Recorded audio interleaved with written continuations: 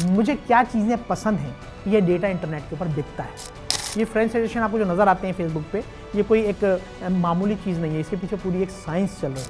तो कोई चीज़ अगर इंटरनेट पे आपको फ्री मिल रही है, अगर आपको बगैर किसी चार्जेस की मिल रही है, तो इसका मतलब आप प्रोडक्ट हैं। हम इतने गैर जिम्मेदार हैं कि हमारे जो बैंकिंग के जो 3 बेसिक क्वेश्चन हैं जो हमसे हेल्पलाइन पर पूछे जाते हैं, वो हमारे सोशल मीडिया पर पड़े हैं।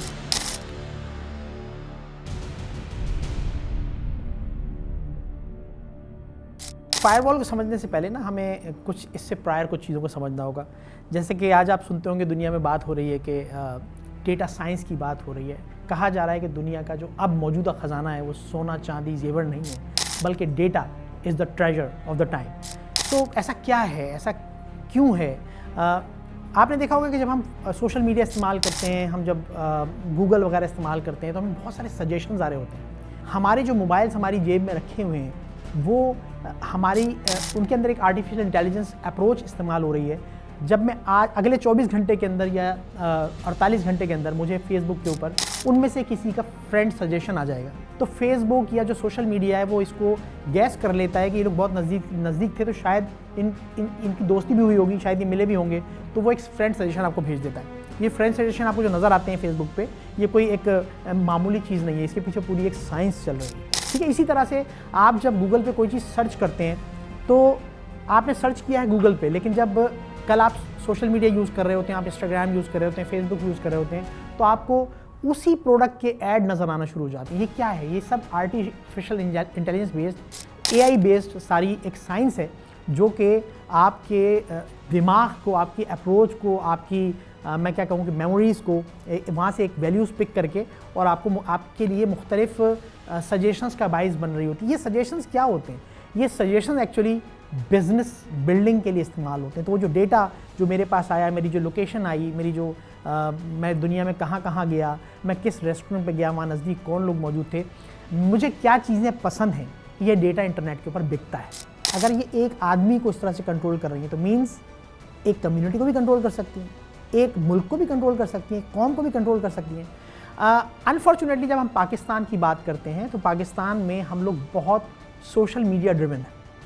यानी अगर मुझे आज ये पता लगेगा सोशल मीडिया के थ्रू कि पेट्रोल जो है वो 30 रुपये बढ़ने जा रहा है, तो मैं ये सोचे बगैर कि ये खबर किसने दी है, कहाँ से आई है, मैं ये सोचे बगैर अगले 1 घंटे में या शाम को घर जाते वक्त मैं पेट्रोल पंप पे लाइन में खड़ा हुआ हूँगा और पता लगेगा कि मैंने जो 30 रुपये बढ़ने के डर से जो पेट्रोल मैंने आज डलवाया है, रात को 12 बजे वो पेट्रोल 15 रुपये सस्ता होना था। और ऐसा हुआ है, माफियाज़ इसको यूज़ करती हैं। सो हम अनफॉर्चुनेटली बहुत ज़्यादा सोशल मीडिया ड्रिवन हो चुके हैं। दुनिया में हम क्या इन्फॉर्मेशन भेज रहे हैं, क्या कुछ लिख रहे हैं, हम उसका सोचते ही नहीं, उसका कहाँ क्या इम्पैक्ट आएगा, अनफॉर्चुनेटली हम उसको सोचते नहीं। मुल्क की सतह पर इन चीज़ों का बहुत नेगेटिव इम्पैक्ट भी क्रिएट होता है। अगर आप नेगेटिव चीज़ें शेयर कर रहे हैं, कोई जोक आता है हमारे पास किसी हमारे मुल्क के मुताल्लिक़, हमारे मुल्क के मौजूदा हालात के मुताल्लिक़, या किसी हमारी सर्विसेज से मुताल्लिक़ आता है, किसी पॉलिटिशियन से रिलेटेड आता है, हम उसके ऊपर एक रिएक्शन देते हैं और बग़ैर कुछ सोचे हम उसको आगे शेयर कर रहे होते हैं।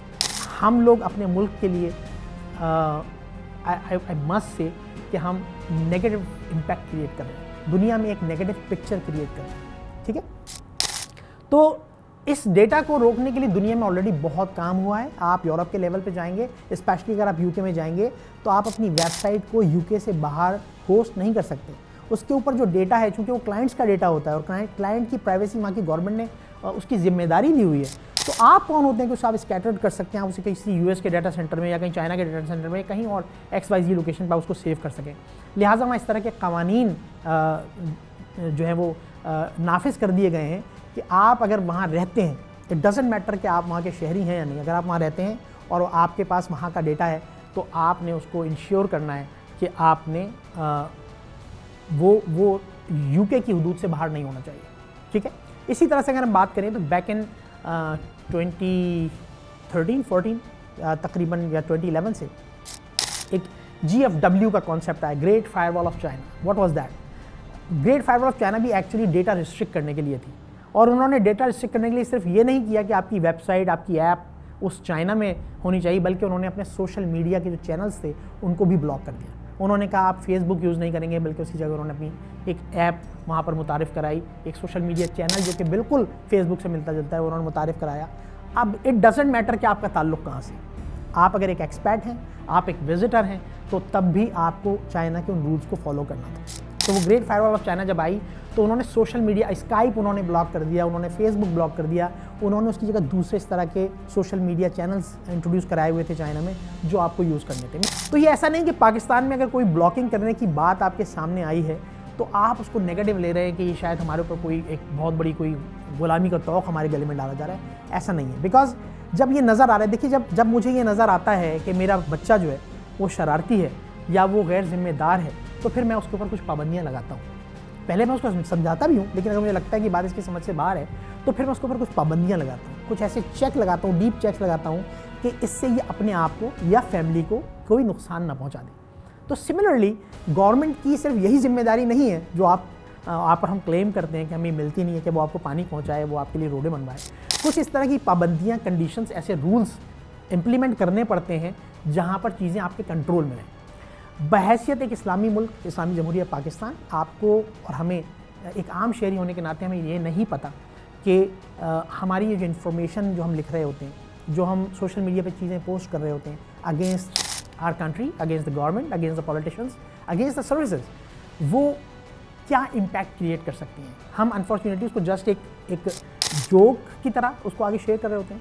मैं आपको बताऊँ, बहुत इंतहाई जिम्मेदारी से मैं आपको ये बात बताऊँ कि इस वक्त हमारे जो दुश्मन हैं ना, उनको इस पर बहुत ज़्यादा मेहनत करने की ज़रूरत नहीं होती। वो एक छोटा सा क्लिप बनाते हैं, कोई वीडियो बनाते हैं, कोई एक ऐड बनाते हैं, सोशल मीडिया पोस्ट बनाते हैं और हमारे ही लोगों में फेंक देते हैं, क्योंकि हमने उसको स्प्रेड करने की जिम्मेदारी खुद ली हुई।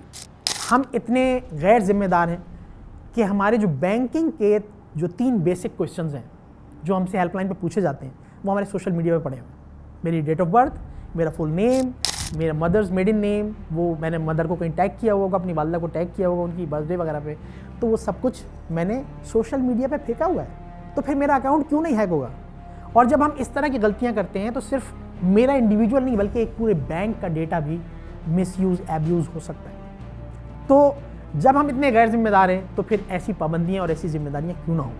ठीक है, सो डेटा को इंश्योर करना है कि हमने अपने डेटा को, जो डेटा हम समझते हैं ना कि जो हम इंफॉर्मेशन डालते हैं अपनी, मेरा नाम हो गया, ये तो मेरी इन्फॉर्मेशन है, मैं इसको कहीं भी रखूँ दुनिया में, नहीं।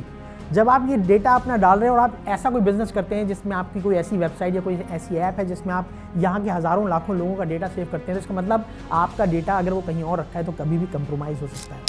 कोई अगर चाहे तो 1 मिनट में हमारी मईशत को बहुत बड़ा धक्का दे सकता है। सो इस तरह की पाबंदियाँ, इस तरह की चीज़ें तकरीबन दुनिया में मुख्तलिफ रीजन्स में अगर आप जाएंगे तो लगती रहती हैं, हटती रहती हैं, लगी हैं। तो हमें अपने लेवल पे ज़िम्मेदार होना होगा, रिस्पॉन्सिबिलिटी लेनी होगी, या फिर हमें इस तरह की पाबंदियों के लिए तैयार रहना हो। मैं यहाँ पाकिस्तान में बैठा हूँ और मुझे कोई अमेरिका की ऐसी वेबसाइट एक्सेस करनी है जो कि सिर्फ अमेरिका की IP से ओपन हो सकती है। तो कोई अमेरिका में शख्स बैठा है जो कि अमेरिका की IP लिए बैठा है, तो और उसके पास भी यूटोरेंट इंस्टॉल है, तो मेरे यूटोरेंट से मेरा ट्रैफिक जो है वो उस अमेरिका वाले लैपटॉप में जाएगा और वहाँ की IP इस्तेमाल करते हुए मुझे उस वेबसाइट का एक्सेस दे देगा। तो जब ये ऐसे हो सकता है तो ये वाइस वर्सा भी तो हो सकता है।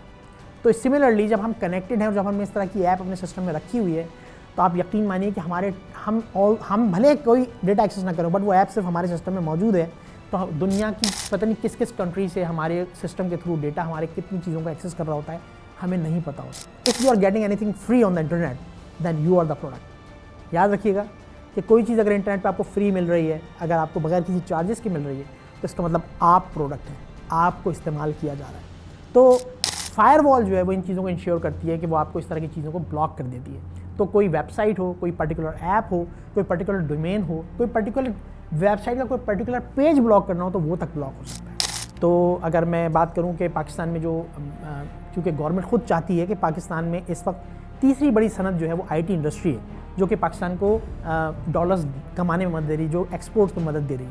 और वी आर होपफुल कि इंशाल्लाह बहुत जल्द ये शायद IT की industry will be on top के, जो कि आपको एक्सपोर्ट्स में सबसे ज़्यादा मदद दे रही होगी, जो कि पाकिस्तान के लिए बहुत ज़रूरी है। और गवर्नमेंट इसलिए इसमें फैसिलिटेट कर रही है। जो बजट आया है उस बजट में जो कोई नया टैक्स नहीं लगाया गया, बल्कि जो रिलैक्सेशन दिया हुआ है उसको कंटिन्यू किया गया है।